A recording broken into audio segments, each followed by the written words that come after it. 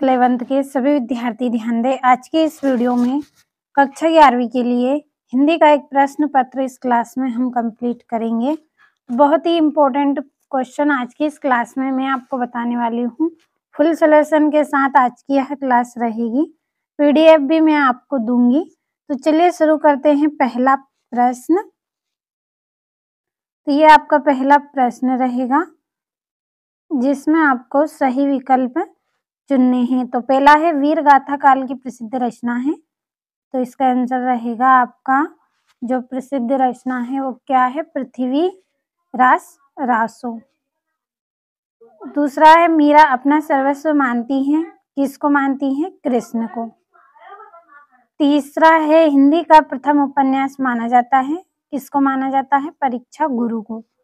चौथा है चित्रपट संगीत का पर्याय कहा गया है, तो किसे कहा गया है, इसका आंसर आएगा आपका लता मंगेशकर। तो स्क्रीनशॉट लेते चलना है आपको हर एक प्रश्न का। अब पांचवें प्रश्न की ओर बढ़ते हैं।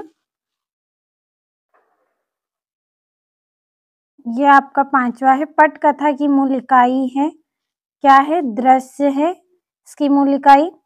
छठा है संक्षेपण का गुण नहीं है, तो कौन सा गुण नहीं है, शुद्धता। अगला प्रश्न है जिसमें रिक्त स्थान की पूर्ति कीजिए। तो पहला है कवि भवानी प्रसाद मिश्र अपने पिता के डिडेस पुत्र थे, कौन से पुत्र थे, ये पांचवे। तो मैं यहाँ पे ऊपर लिख रही हूँ पांचवे पुत्र थे। दूसरा है अक महादेवी का विवाह जैन राजा डिडेस के साथ हुआ था, किसके साथ, कौशिक के साथ। राजा कौशिक के साथ इनका विवाह हुआ था। तीसरा है धनराम डिडेस दर्जे तक ही स्कूल का मुंह देख पाया, तो कितने, तीसरे दर्जे तक। चौथा है भारतीय संगीत में मुख्य वाद्य डेडेस रहा है, तो किसका वाद्य रहा है, वीणा का। तो हम यहीं पे लिख लेंगे वीणा। पांचवा है जनसंचार का लोकप्रिय व सबसे नया माध्यम है, तो क्या है, इंटरनेट।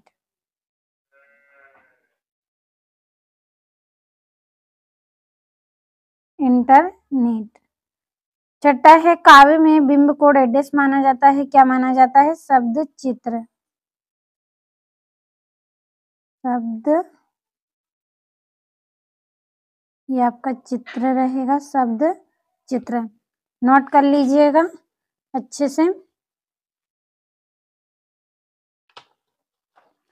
अगला जो प्रश्न है आपका उसमें आपको जोड़ियां बनानी है, तो जल्दी से भर लेते हैं जोड़ियों को। तो पहली जोड़ी है आपकी कुल की हानि, तो इसका आंसर रहेगा आपका परिवार की मर्यादा। दूसरी जोड़ी है ओस के फूल, तो इसकी जोड़ी रहेगी गद्य संग्रह। तीसरा है गरबा, तो गरबा की जोड़ी रहेगी आपकी गुजरात, ये वाली। और चौथा है मानव ज्ञान से संबंधित सूचना, तो इसका आएगा विश्वकोश। पांचवा है विभत्स रस का स्थायी भाव, जुगुप्सा होता है। और शब्द युग्म 6 प्रकार के होते हैं। और एकमात्र सहारा, तो इसका आंसर आएगा अंधे की लाठी। तो ये आपकी जोड़ियां हो गई हैं। भरोसा रखें आप कंप्लीट अच्छे से करते चले सारे प्रश्नों को। और वीडियो के डिस्क्रिप्शन में मैं आपको नंबर दूंगी, तो आपको पीडीएफ लेना है तो आप कॉल कर लीजिए, पीडीएफ आपको मिल जाएगी। तो ये आपका चौथा प्रश्न है जिसमें आपको एक वाक्य में उत्तर करना है। पहला है जगनिक द्वारा रचित कृति का क्या नाम है, तो इसका आंसर आएगा आपका परमाल रासो।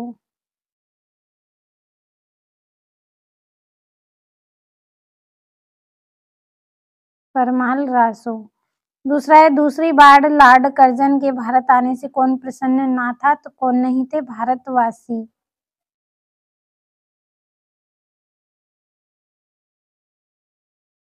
तीसरा है आलो अधारी किस भाषा का शब्द है, बंगाली भाषा का शब्द है, बंगाली। चौथा है हिंदी शब्दकोश में लगभग शब्द हैं, कितने शब्द हैं, 5 लाख। और बिंब का अर्थ बताइए, तो मूर्तस्व रूप प्रदान करना।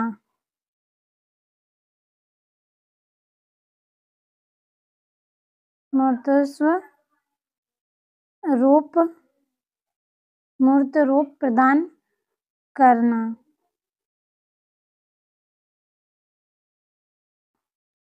छठा, शब्द गुण कितने प्रकार के होते हैं? तो 3 प्रकार के होते हैं।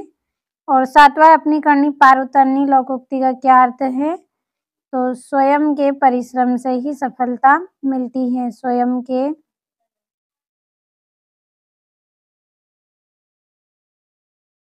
परिश्रम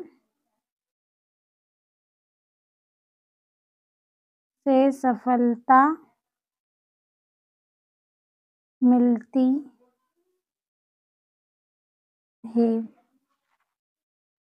नोट करिएगा जल्दी से अपनी कॉपी में। अब अगला जो प्रश्न है उसमें सत्य असत्य का चयन आपको करना है, तो स्क्रीनशॉट आपने लिया होगा। ये आपका यहाँ पे अगला जो प्रश्न है सत्य असत्य। धनराम कुशाग्र बुद्धि का बालक था, तो ये आपका गलत है। दूसरा, कृष्णा सोबती ने देशभक्ति से संबंधित कहानियां लिखी, तो ये भी असत्य। तीसरा, तातुस ने बेबी को पढ़ने के लिए बांग्ला अभिधान की पुस्तक दी, तो ये असत्य। और चौथा, टिप्पणी का मुख्य उद्देश्य मामलों को लटकाना है, तो ये भी गलत है।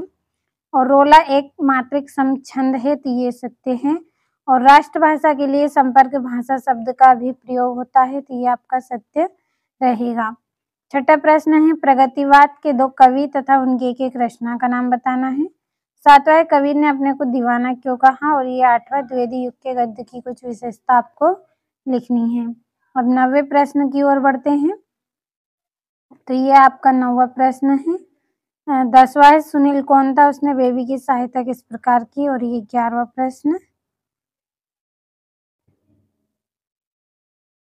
ये यहाँ से कंप्लीट अच्छे से करें।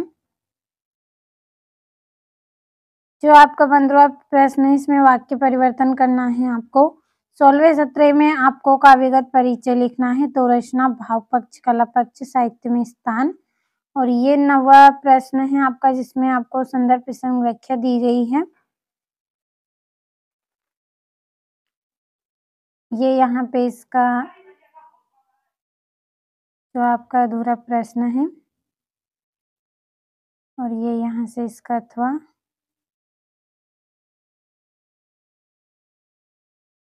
20वां प्रश्न है जिसमें संदर्भ प्रसंग व्याख्या आपको करनी है। और ये यहाँ से आपका 21वां प्रश्न है।